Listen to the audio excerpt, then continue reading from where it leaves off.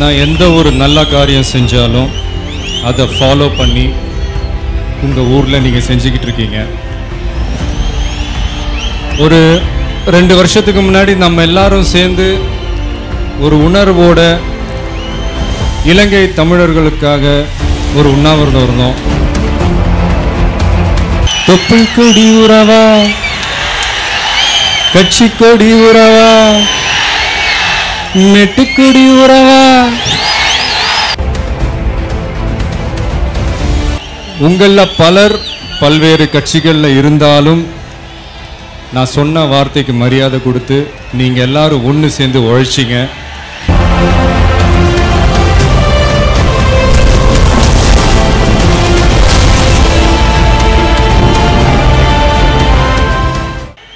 என் நெஞ்சில் குடியிருக்கும் எனது அன்பான ரசிகர்கள், ரசிகைகள், பெரியோர்கள், தாய்மார்கள், உங்கள் எல்லாருக்கும் என்னுடைய வணக்கம். மேடையில் இருக்கும் முக்கிய பிரமுகர்கள், உங்கள் எல்லாருக்கும் என்னுடைய வணக்கம்.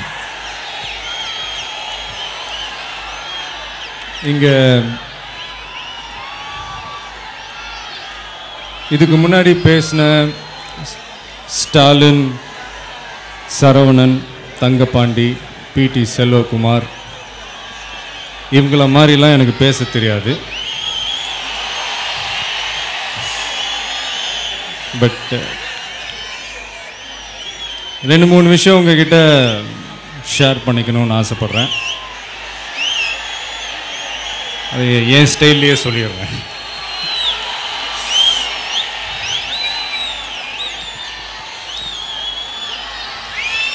உங்கள் எல்லாரும் நினச்சி பார்க்கும் போது எனக்கு ரொம்ப சந்தோஷமாக இருக்குது.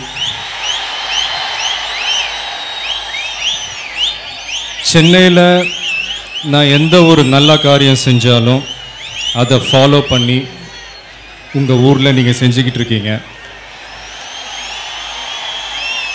நான் ஏழைங்களுக்கு சின்னதாக ஒரு அன்னதானம் செஞ்சாலும் அதை ஃபாலோ பண்ணி உங்கள் ஊரில் செஞ்சுக்கிட்டு இருக்கீங்க. பிறந்த குழந்தைங்களுக்கு தங்க மோதிரம் போட்டால் அதையும் நீங்கள் செய்கிறீங்க. அதாவது இன்னைக்கு தங்கம் விற்கிற விலைக்கு நான் நினச்சா எத்தனை மோதிரம் வேணாலும் போடலாம்.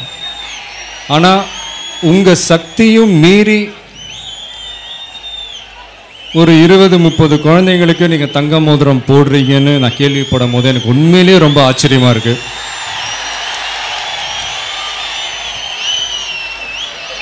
என்னுடைய பிறந்த நாள் அன்னைக்கு கிட்டத்தட்ட 50,000 பேருக்கு மேலே இரத்த தானம் செஞ்சுருக்காங்க.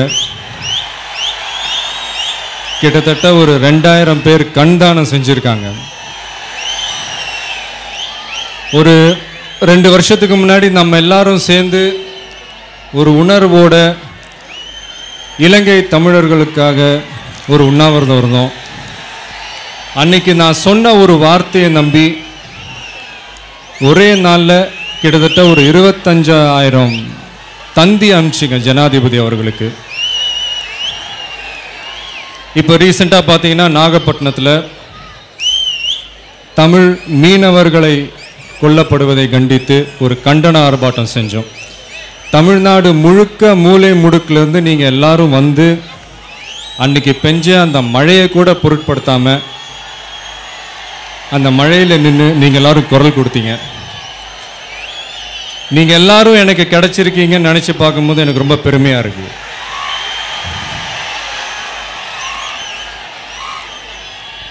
நான் உங்கள் எல்லாரையும் நான் வெறும் ஒரு ரசிகையாக மட்டும் நான் பார்க்கல. என் கூட பிறந்த ஒரு அண்ணனா, ஒரு தம்பியா, ஒரு தங்கச்சியா, ஒரு அக்காவா, ஒரு அம்மாவா நான் பார்க்குறேன். நீ எந்த ஊரு, நான் எந்த ஊரு, முகவரி தேவையில்லை. நீ என்ன உறவு, நான் என்ன உறவு, சொந்தத்தில் அர்த்தமில்லை. தொப்புள் கொடி உறவா, கட்சி கொடி உறவா, மெட்டுக்கொடி உறவா, அட கள்ளு கடை உறவா, உன்னை யாரோ பெத்திருக்க, என்னை யாரோ பெத்திருக்க, ஆனாலும் நீயும் நானும் அண்ணன் தம்பிடா. இது வந்து டக்குன்னு தோணுச்சு அந்த பாட்டு, திருப்பாச்சி படத்தில் வர அந்த பாட்டு. இது நான் படத்துக்காக மட்டும் நான் பாடலைங்க, உண்மையிலே நான் அப்படி தான் ஃபீல் பண்ணுறவங்க எல்லாரையும் நினச்சி. அப்படிப்பட்ட ஒரு சகோதரர்களில் ஒருத்தர் தான் சேலம் மாவட்ட தலைவர் என்னுடைய நண்பர் பார்த்திபன் அவர்கள். அவரை வந்து இங்கே வெறும் பார்த்திபன் யாரும் கூப்பிடுறதில்ல, தமிழன் பார்த்திபன் தான் கூப்பிடுறாங்க. அப்படிப்பட்ட ஒரு பயங்கரமான ஒரு தமிழ் பற்று உள்ள ஒரு நண்பர். ஒரு சின்ன உதாரணம் சொல்லணும்னா, இப்போ ரீசெண்டாக நடந்த தேர்தலில் புரட்சி தலைவி அம்மா அவர்கள் கண்டிப்பாக ஜெயிக்கணும்னு நான் ஆசைப்பட்டேன். அந்த ஆசையை எங்கள் அப்பா மூலியமாக உங்கள் எல்லாருக்கும் நான் தெரிவித்தேன். உங்களில் பலர் பல்வேறு கட்சிகளில் இருந்தாலும் நான் சொன்ன வார்த்தைக்கு மரியாதை கொடுத்து நீங்கள் எல்லாரும் ஒன்று சேர்ந்து உழைச்சிங்க. அதுக்கு இன்னைக்கு பலன் கிடைச்சிருக்கு, நீங்கள் எல்லாரும் ஜெயிச்சிருக்கீங்க. அந்த தேர்தல் டைமில் எனக்கு நல்லா தெரியும் பார்த்திபன் அவர் எவ்வளவு கஷ்டங்கள், எவ்வளவு தவறான வார்த்தைகள், எவ்வளவு சிரமங்கள் வந்துச்சுன்னு தான் எனக்கு நல்லா தெரியும். ஆனால் அதையெல்லாம் பொருட்படுத்தாமல்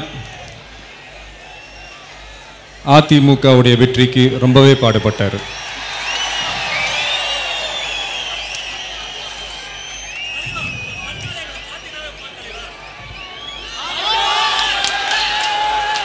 அது மட்டும் இல்லை, இப்போ ரீசெண்டாக புரட்சி தலைவி அம்மா அவர்கள் வந்து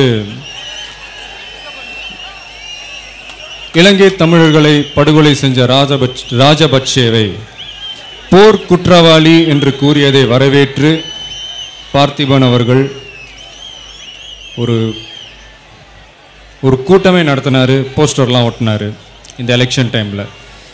அப்படிப்பட்டவர் வந்து இந்த மாதிரி ஒரு ஃபங்க்ஷன் பண்ணணுன்ட்டு என்கிட்ட கேட்டார். கிட்டத்தட்ட ஒரு 10-15 நாள் முன்னாடி தான் இந்த ஃபங்க்ஷன் ஏற்பாடே ஸ்டார்ட் பண்ணோம். இந்த 10 நாளில் இப்படி ஒரு பிரம்மாண்டமான ஒரு ஃபங்க்ஷனை ஏற்பாடு செஞ்ச பார்த்திபன் அவர்களுக்கும் அவருடைய மன்றத்தில் இருக்கும் அத்தனை நண்பர்களுக்கும், அதுக்கு பெருசாக உதவி செஞ்ச நகர ஒன்றிய நண்பர்களுக்கும், மேடையில் இருக்கும் முக்கிய பிரமுகர்களுக்கும் என்னுடைய பெரிய நன்றியை நான் தெரிவிச்சுக்கிறேன். பார்த்திபன் அவர்களுக்கு நான் ஒரு சின்னதாக ஒரு செயின் போடணும்னு ஆசைப்படுறேன்.